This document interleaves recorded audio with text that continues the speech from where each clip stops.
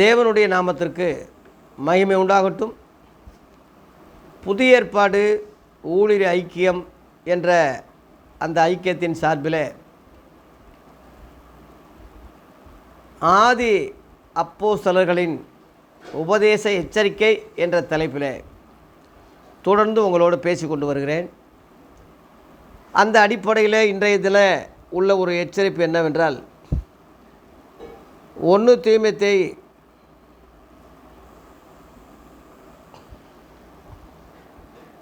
4ஆம் அதிகாரத்திலே 16ஆம் வசனத்திலே தீமோத்தேயுக்கு பவுல் சொல்லும்போது, உன்னை குறித்தும் உபதேசத்தை குறித்தும் எச்சரிக்கையாயிரு, இவைகளிலே நிலை கொண்டிரு, இப்படி செய்வாயானால் உன்னையும் உன் உபதேசத்தை கேட்பவர்களையும் ரட்சித்து கொள்வாய். ஒரு அருமையான அறிவுரையை இளம் ஊழியக்காரனாகிய தீமோத்தேயுக்கு பவுல் சொன்னது அவனுக்கு மாத்திரமல்ல, நம்மை போன்ற தேவ ஊழியர்களுக்கு கிறிஸ்தவர்களுக்கு சேர்த்து சொல்லக்கூடிய எச்சரிப்பாக தான் இதை நம்ம எடுத்துக்கணுமே தவிர, தீமோத்தேயுக்கு சொல்லிட்டான்னு நம்ம அசால்ட்டாக இருக்கக்கூடாது. தீமோத்தேயு ஒரு கிறிஸ்தவன், அவனுக்கு அறிவுரை அப்போஸ்தலன் பவுல் சொன்னது போல் நீங்களும் நானும் ஒரு கிறிஸ்தவன், நமக்கும் அதை எடுத்துக்கலாம். நமக்கு அது வரும் இல்லையா? இப்போ இந்தியனுக்கு ஒரு சட்டம் போட்டால் இந்தியாவில் உள்ள எல்லா மக்களும் இந்தியர்கள் தானே, அவங்களுக்கு அது சேரும் இல்லையா? தமிழன் என்று தமிழ்நாட்டுக்கு ஒரு சட்டம் போட்டால் தமிழர்களாகிய நம்ம எல்லாருக்குமே தமிழ் நாட்டில் குடி உரிமை பெற்ற பிரஜையாக இருக்கிற எல்லாருக்குமே அது பொருந்தும் தானே. அந்த மாதிரி கிறிஸ்தவனுக்குன்னு ஒரு சட்டம், உபதேசம், ஒரு எச்சரிப்பு கொடுத்துட்டா அது உலகத்தில் உள்ள எல்லா கிறிஸ்தவர்களுக்கும் அது போய் சேரும். அதை அவங்களுக்கு உரியது தான் என்பதை நம்ம எடுத்துக்கொள்ளலாம். கவனிங்க, உன்னை குறித்தும் உபதேசத்தை குறித்து எச்சரிக்கையாயிரு. உன்னை குறித்து அப்படின்னா, நீ ஒரு கிறிஸ்தவன், மற்றவங்க ஒரு தவறு பண்ணால் அது தவறாக பொதுவாக நினைக்க மாட்டாங்க. கிறிஸ்தவங்க ஒரு தவறு பண்ணால் உலகமெல்லாம் பரப்புவாங்க. இந்த பாருங்கள், இவனே சொல்லிட்டான், இவனே செஞ்சிட்டான், இந்த ஃபாதரே செஞ்சிட்டாங்க. இப்போ எத்தனையோ சாமியாருங்க எவ்வளவோ பாலியல் காரியங்கள், எவ்வளவோ சீண்டல்கள், எவ்வளவோ பண கொள்ளையடிக்கிறது, எவ்வளவோ இருக்குது, நாட்டில் நடந்துக்கிட்டு இருக்கு. அதே தவிர ஒரு கிறிஸ்தவ போதகர் செஞ்சிட்டா உலகமெல்லாம் வேகமாக பரவும். இந்த மாதிரி செஞ்சிட்டான் பாருங்கள், இந்த மாதிரி செஞ்சிட்டான் பாருங்கன்னு ரொம்ப கொண்டாடுவாங்க. அந்த மாதிரி உன்னை குறித்து அப்படி என்றால், நம்மை நிற்கிறேன்னு சொல்லுகிறவன் விழாதபடி நம்ம எச்சரிக்கையாக இருக்கணும். நான் கிறிஸ்தவன் அப்படின்னா அதுக்கு என்ன அர்த்தம்? பரிசுத்த ஜாதின்னு அர்த்தம், நீதி உள்ள ஜாதின்னு அர்த்தம். கிறிஸ்துவ உடையவன், அவருடையவன் என்று அர்த்தம். அவர் யார்? உலக இரட்சகர், பாவமில்லாதவர், பரிசுத்தர், மாசில்லாதவர், வானங்களிலே உயர்ந்தவர், உன்னதமான தேவகுமாரே, வானத்திலையும் பூமியிலும் சகல அதிகாரம் உள்ளவர். அப்பேற்பட்டவருடைய நாமத்தை நம்ம தரிச்சு இருக்கிறதுனால நம்மை குறித்து நம்ம ஜாக்கிரதையாக தான் இருக்கணும்.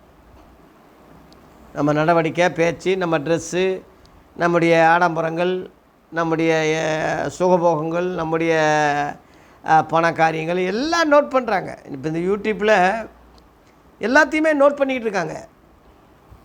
யார் யார் என்ன பேசுகிறாங்க. கிறிஸ்தவ ஊழியர்களே, உங்களுக்கு ஒரு எச்சரிப்பு உண்டாக சொல்கிறேன். அதிகமாக பணம் கேட்டு மக்களை தொந்தரவு பண்ணுகிற, மக்களை ஏமாற்றுகிற ஊழியர்களையும் நோட் பண்ணிக்கிட்டு தான் இருக்காங்க யூடியூப்புக்காரங்க.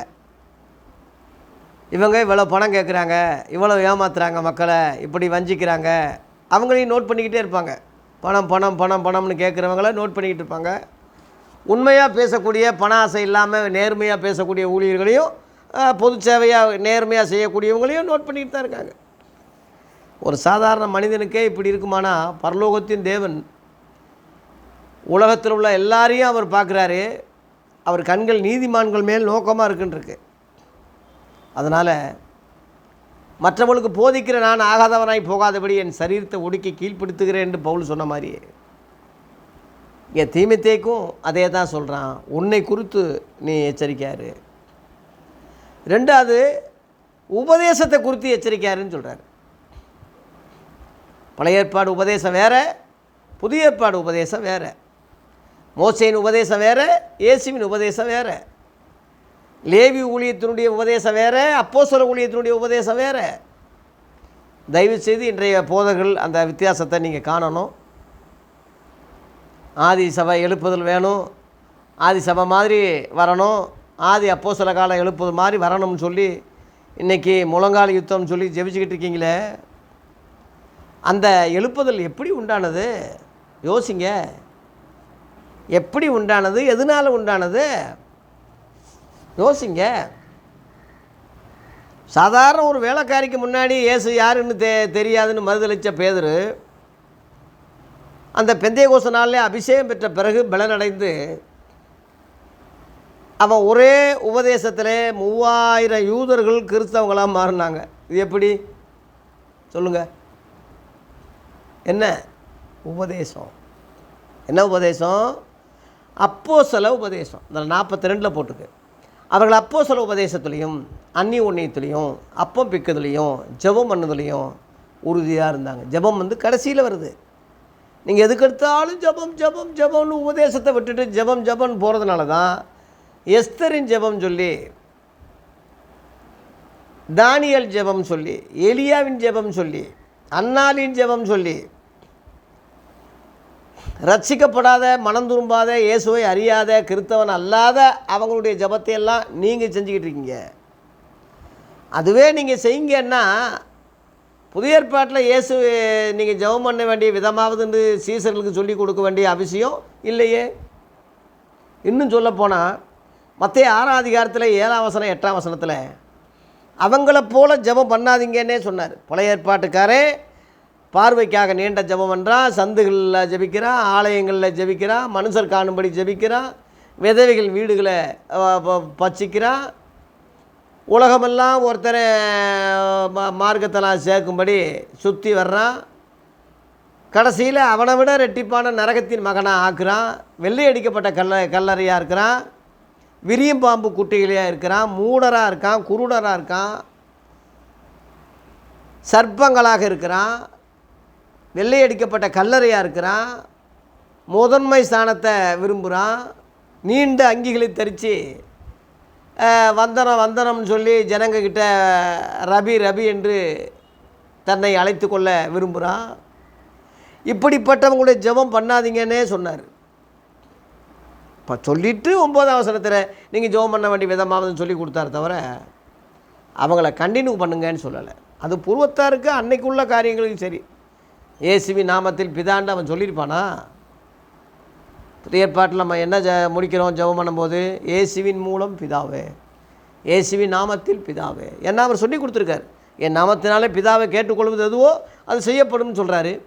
என்னை இல்லாமல் ஒருவனும் பிதாவிடத்தில் வரான்னு சொல்கிறாரு. பிதாவுக்கும் மனுஷர்களுக்கு அவர் மத்தியஸ்தராக இருக்கிறாருன்னு போட்டிருக்கு.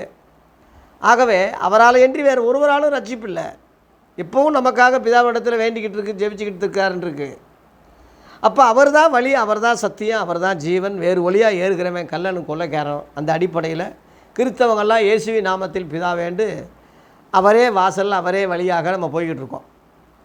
பழைய ஏற்பாட்டுக்கு அந்த புரிதல் இல்லை, அந்த வெளிச்சம் இல்லை, அந்த வெளிப்பாடு கிடையாது, அந்த உபதேசம் கிடையாதுனால கடைசியில் ஆமேன்னு தான் முடிப்பானே தவிர இயேசுவின் நாமத்தில் பிதா என்று அவனுக்கு தெரியாது. அந்த ஆமேன் சொல்கிறதே அவனுக்கு என்னதுன்னு தெரியாது. ஆமேன் என்றால் வெளிப்படுத்தல் 3:14 படி அது இயேசுவின் பெயராகும். ஆமேன் என்பவர் சொல்லுகிறதாவது அப்படின்னு சொல்லியிருக்கு. ஒவ்வொரு சபைக்கும் ஒரு பேரில் வெளிப்படுவார். அந்த சபைக்கு ஆமேன் என்று வெளிப்படுறாரு. ஏன் அவருக்கு அந்த பேர் அப்படின்னு கேட்டால் 2 கொரிந்தியர் 1:20 தேவனுடைய வாக்குத்தத்தங்கள்லாம் அவருக்குள் ஆம் என்றும் அவருக்குள் ஆமேன் என்றும் இருக்கிறதே அப்படின்ட்டு. பழைய ஏற்பாட்டில் எத்தனை வாக்குத்தத்தங்கள் இருக்குது? அத்தனை வாக்குத்தத்தங்களும் கிறிஸ்துவுக்குள்ளே இருக்குன்றிருக்கு. ஆபிரகாமுக்கும் அவன் சந்ததியாருக்கும் வாக்குத்தத்தங்கள் பண்ணப்பட்டன என்று கலாத்தியரில் பவுல் எழுதும்போது சந்ததிகளுக்குன்னு சொல்லாமல் சந்ததிக்குன்னு சொன்னார். அந்த சந்ததி கிறிஸ்துவேண்டு முடிக்கிறான்.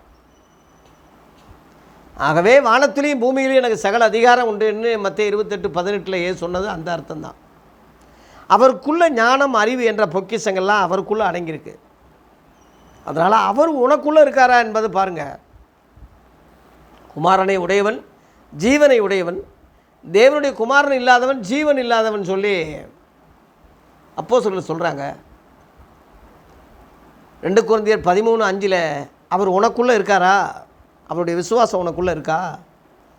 உங்களை நீங்களே அறியீர்களா? நீங்கள் பரீட்சைக்கு நில்லாதவங்கள தான் அறியீர்கள்னு பவுல் சொல்கிறான். அதனால் அந்த இயேசு தான் முதல் அப்போஸ்தலர். எபிரேயர் 3:1 முதல் அப்போஸ்தலர். அப்போஸ்தலர்னால் தேவனால் அனுப்பப்பட்டவர்னு அர்த்தம். தேவனால் அனுப்பப்பட்டவர் தேவனுடைய வார்த்தைகளை சொல்கிறாருன்னு யோவான் 3:34 இருக்கு. அவரை தந்தருளி இவ்வளவாய் உலகத்தில் அன்பு கூர்ந்தார், ஆக்கினிக்குள்ளாக தீர்க்கும்படி தேவன் தம்முடைய குமாரனை அனுப்பாமல் அவரால் உலகம் ரட்சிக்கப்படுவதற்காகவே அவர் அனுப்பினார். யோவான் 3:16-17 நீங்கள் படிச்சிருப்பீங்க. ஆகவே தேவனால் அனுப்பப்பட்ட அவர் தான் முதல் அப்போஸ்தலர். மத்தேயு 28:20 நான் உங்களுக்கு கட்டளையிட்ட யாவையும் கை கொள்ளும்படி அவங்களுக்கு உபதேசம் பண்ணுங்கன்னு சொல்கிறாரு. கடைசியில் அவர் ஒரு அப்போஸ்தலர், உபதேசம் பண்ணுங்கன்னு சொல்லும்போது ரெண்டையும் இணைச்சிங்கன்னா அப்போஸ்தல உபதேசம். அதுதான் ஆதி சபையில் பேதுரு பேசினான். அப்போஸ்தலர் 2:42 அந்த அப்போஸ்தல உபதேசத்தில் தான் ஐக்கியமானாங்க. அதுக்கு பிறகு தான் அந்நியோன்யம், ஐக்கியம், ஜெபம், உறுதி, இப்படித்தான். அந்த அந்நியோன்யம் ஐக்கியம் உபதேசத்தில் வர்றது தான். அப்போஸ்தலர் 4:31-32 திரளான ஜனங்களுக்கு ஒரே இருதயம், ஒரே மனசு இருந்தது அப்படின்னு இருக்கு இல்லையா? அந்த ஒரே மனசு எப்படி வந்தது? ஒரே உபதேசம் இருந்ததுனால. ஒரு கட்சிக்காரங்கள்லாம் ஒன்றா இருக்காங்கன்னா அந்த கட்சி தலைவரை எல்லாரும் ஏற்றுக்கிட்டாங்கன்னு அர்த்தம். எல்லாரும் அந்த கட்சி தலைவரை அங்கீகரிக்கிறதுனால ஒன்றா இருக்காங்க. அந்த அர்த்தம் தானே. தேவ பிள்ளைகளே, இயேசுவை நீ தலைவராக்கி அவர் உபதேசத்தை உனக்கு உபதேசமாக்கி, ஆதி சபை அப்படி இருந்ததுனால தான் ஐக்கியமாக இருந்தாங்க, அந்யோன்யமாக இருந்தாங்க. அவங்க எங்கள் ஐக்கியம் பிதாவோடு அப்படி குமாரனாகி இயேசு கிறிஸ்துவோடு இருக்கிறதுன்னு சொல்லி 1 யோவான் 1:3 சொன்னாங்க. நம்ம ஒருவரோடு ஐக்கியப்பட்டிருந்தால், ஒருவரோடு வெளிச்சத்தில் நடந்தால் ஒருவரோடு ஐக்கியப்பட்டிருப்போம் அப்படின்னு சொன்னாங்க. அந்த ஐக்கியம் நிலைச்சி நிற்கும், அது உடையாது. அதில் அவங்க கூடி ஜெபிக்கும்போது அந்த இடம் அசைஞ்சதுன்னு இருக்குது. அந்த எழுப்புதல் தான் வரணும்னு முழங்கால யுத்தம் சொல்லி இன்றைக்கி உபதேசம் இல்லாமல் பழைய ஏற்பாட்டு ஜெபத்தை தெரியாமல் சொல்லிக்கிட்டு இன்றைக்கி 2 மண்ணையும் சோத்தையும் போட்டு குழப்பிக்கிட்டு இருக்கும்போது எப்படிடா எழுப்புதல் வரும்? அந்த ஆதி எழுப்புதல் உனக்கு வரணும்னா ஆதி உபதேசம், அப்போஸ்தல உபதேசம் வரணும். அதைத்தான் இங்கே பவுல் தீமோத்தேயுக்கு சொல்கிறான். உபதேசத்தை குறித்து எச்சரிக்கையார். அந்த உபதேசத்தை குறித்து நீ எச்சரிக்கையாக இருந்தால், பழைய ஏற்பாடு உபதேசமா புதிய ஏற்பாடு உபதேசமா? 1 தீமோத்தேயு 4 பிசாசிகள் உபதேசம்னே போட்டிருக்கு. வஞ்சிக்கிற ஆவிகளுக்கு செவி கொடுத்து விசுவாசத்துக்கு விலகி போவாங்கன்னே இருக்குது. விவாகம் பண்ணக்கூடாதுன்னு அந்த பொய்யர்கள் கட்டளையிடுவாங்கன்னு அதில் போட்டிருக்கு சிபிஎம் சபையை பற்றி. அதனால் பிற்காலத்தில் இந்த மாதிரி பொல்லாதவங்க தோண்டுவாங்கன்னு சொல்ல மாதிரி இப்போ 19ஆம் நூற்றாண்டில் பவுல்னு சொல்லி ஒரு ஆள் தோண்டி இப்போ கல்யாணமே கூடாதுடான்னு சொல்லி ஆர்சிக்காரன் விட மோசமாக அவன் செஞ்சிட்டான். இன்ன வரைக்கும் அது பெரிய பரிசுத்தவான்களா நீதிமான்களா சொல்லிக்கிட்டு இருக்காங்க, மற்றவங்கள கேவலமாக அற்பமாக நினச்சிக்கிட்டு. அன்னகராக அழைக்கப்பட்டால் அது தப்பு இல்லை, அது ஒரு வரமாக தான் அவன் எடுத்துக்கிறமே தவிர வரம் இல்லாதவனை லந்து பண்ணவோ கேலி பண்ணவோ அவங்கள தாழ்வாக நினைக்கவோ இவனை உயர்வா அதனால் நினச்சிக்கிறதோ தப்பு இல்லையா? பெருமை உள்ளவனுக்கு தேவனை எதிர்த்து நிற்கிறார். ஊழியங்களிலே வித்தியாசங்கள் உண்டு. ஆவியான ஒருவர் தான். ஒவ்வொருவருக்கும் ஒரு வரம் இருக்குது. ஒருவனுக்கு ஒரு விதமாயும் மற்றவனுக்கு வேறு விதமாக இருக்குது. அந்த வரம் கொடுக்குறவர் ஆவியானவர் ஒருவர் தான். அந்த வரத்தை உள்ளவன் ஒருத்தன் மேன்மை பாராட்டி அவரால் கொடுக்கப்பட்ட இன்னொரு வரத்தை உடையவரை நீ தாழ்வாக நினச்சா அந்த ஆவியானவரையே நீ நிந்திக்கிற மாதிரி தானே. ஆவியானவரை துக்கப்படுத்தாதீங்கன்னு சொல்லி எபேசியர் 4:30 இருக்குது. முத்திரையாக பெற்ற ஆவியானவர் மீட்கப்படும் நாளுக்காக உன்னைய முத்திரையாக வச்சுருக்காரு, முத்திரை குத்தியிருக்காரு. நீ ஒருவருக்கொருவர் பட்சித்து கேவலப்படுத்திட்டு இருந்தீங்கன்னா அவர் துக்கப்படுத்துவார். இப்போ 2 பிள்ளைகளை ஒன்றுக்கு ஒன்று சண்டை போட்டுக்கிட்டு இருந்தால் அப்பா அம்மாவுக்கு எப்படி இருக்கும்? ஒரு தகப்பனுக்கு 2 பிள்ளைகளும் வேணும், 2 கண்ணு மாதிரி தான். 2 பேரும் சண்டை போட்டுக்கிட்டா ஒரு பிள்ளையை சப்போர்ட் பண்ணி ஒரு பிள்ளையை எதிர்ப்பாரா, துரத்துவாரா? இளைய குமாரன் கெட்டு போய் வந்தாலும் அவனை மனம் திரும்பி வந்ததுனால அப்பா ஏற்றுக்கிட்டாரு. மூத்தவனுக்கு அந்த எண்ணம் வரலையே, அவன் உள்ளே போக மனதில்லை, கோபமாக தான் இருந்தான். அந்த மாதிரி சகோதரர்களுக்குள்ளே 1000 இருக்கலாம், தகப்பே ஒன்று தான். அந்த தகப்பை எல்லாரையும் நேசிக்கிறாரு. அந்த தகப்பை உபதேசம் ஒன்று தான். இயேசுவின் உபதேசம் கூட நான் சுயமாக சொல்லலை, நான் சொல்ல வேண்டியது என்னதென்றும் நான் போதிக்க வேண்டியது என்னதென்றும் எனக்கு உபதேசம் கொடுத்த தேவனே எனக்கு கட்டளையிட்டார். அந்த உபதேசம் சத்தியமாக இருக்குன்னு நான் எனக்கு தெரியும்னு சொல்லி யோவான் 12:49-50 சொல்கிறார். இதுக்கு ஒருத்தன் மீறினான்னா அந்த வசனமே அவனை நியாயந்திருக்கும்னு 48 சொல்கிறார். என்னை தள்ளி என் வார்த்தைகளை ஏற்றுக்கொள்ளாதவனை நியாயந்திருக்கிறது ஒன்று இருக்குது. நான் சொன்ன உபதேசமே அவனை கடைசி நாளில், சொன்ன வசனமே அவனை கடைசி நாளில் நியாயந்திருக்கும். வானமும் பூமியும் ஒளிந்து போனாலும் என் வார்த்தைகள் ஒழியாதுன்னு சொல்லி அன்னைக்கே எச்சரிப்பு கொடுத்தாரு. அதனால் இது கேட்டுக்கொண்டிருக்கிற தேவ ஊழியர்களே, பிள்ளைகளே, நம்மை குறித்து எச்சரிக்கையாக இருப்போம், நம்ம உபதேசத்தை குறித்து எச்சரிக்கையாக இருப்போம். இந்த உபதேசம் அப்போஸ்தல உபதேசம் தானா? இயேசுவின் உபதேசம் தானா? ஆதி அப்போஸ்தல காலத்தில் சொல்லப்பட்டது தானா? இல்லை பழைய ஏற்பாட்டில் உள்ள நியாயபரமான போதகராக நம்ம இருக்கிறோமா, இல்லை இஸ்ரவேலின் போதகராக நம்ம இருக்கிறோமா? 2ஐயும் போட்டு குழப்பி அடிக்கிறோமா? தயவுசெய்து ஸ்தாபனங்களை பின்பற்றாதீங்க. இன்றைக்கு உள்ள போதகர்கள், ஊழியர்கள், மூத்த போதகர்கள் எவனும் குழப்பவாதி, கலப்பட ஆளுகளை தவிர இவங்களை நீ முன்னிட்டு அவர் தான் கோல் மாடல், இந்த மிஷினரி தான் எனக்கு சொன்னார், இந்த மூத்த போதகர் தான் எனக்கு சொன்னார், இந்த அவர் சொன்னார் இவர் சொன்னார்னு சொல்லி 15ஆம் நூற்றாண்டுக்கு பிறகு வந்தவங்களை நீ மேன்மை பாராட்டிக்கிட்டே அவங்க சொல்படி கேட்டுக்கிட்டு இருப்பாயானா நீ ஒரு குட்டையில் உண்ண மட்டைகளே தவிர நீ ஒரு சரியான வழியில் நீ போகிற மாதிரி இல்லை. உன்னை மாற்றிக்க. 1ஆம் நூற்றாண்டு உள்ள இயேசு கிறிஸ்து தொடங்கப்பட்ட சபைக்கு, உபதேசத்துக்கு, அந்த ஆதி அப்போஸ்தல சத்தியத்துக்கு, உபதேசங்களுக்கு உங்களை மாற்றிக்கங்க, வந்துருங்க. நான் அப்படி சிஎஸ்ஐ போதகராக இருந்தவன் தான், என்னை மாற்றிக்கிட்டேன், நீங்களும் மாறுங்க. மாற்றம்தானே எல்லாத்துக்கும் காரணம், மாற்றம்தானே முடிவு. மாற்றம் இல்லாமல் ஒரு மனுஷன் இல்லையே. அதனால் இந்த உபதேச மாற்றங்கள் உங்களுக்கு உண்டாகணும். ஆதி உபதேசத்துக்கு நீங்கள் வரணும்.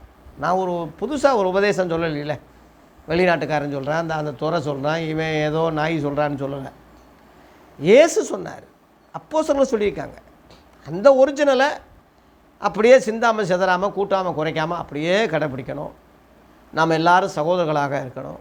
அவர் நமக்கு தலைவராக இருக்கணும். தலைமை இடம் சர்வ சங்க சபை பரலோகமாக இருக்கணும். நம்முடைய பாட புஸ்தகம் நிருபங்களாக, ரோமர்லேருந்து யூதா வரைக்குள்ள நிருபங்களாக இருக்கணும். நம்முடைய வெளிப்பாடு வெளிப்படுத்தின விசேஷமாக இருக்கணும். அதனால் இன்றைக்கி உலக பாரம்பரியங்களையும் இவங்களெல்லாம் விட்டுட்டு நம்மை குறித்து, நம்ம போதிக்கிற உபதேசத்தை குறித்து நம்ம ஜாக்கிரதையாக இருந்தால் நம்ம சபையை நம்ம ஆதாயப்படுத்தி கொள்ளலாம், நம்மையும் நம்ம காப்பாற்றிக்கலாம். நம்ம ஆயத்தப்படுவோம், ஆயத்தப்படுத்துவோம். இந்த எச்சரிப்பை, உங்கள் எச்சரிப்பை என் எச்சரிப்பாக எடுத்துக்கொண்டு ஒன்றாக இருந்து செயல்படுவோம். அடுத்து நாளைக்கு ஒரு எச்சரிப்போடு உங்களை சந்திக்கிறேன். கர்த்தர் நம்மை ஆசீர்வதிப்பாராக. நன்றி.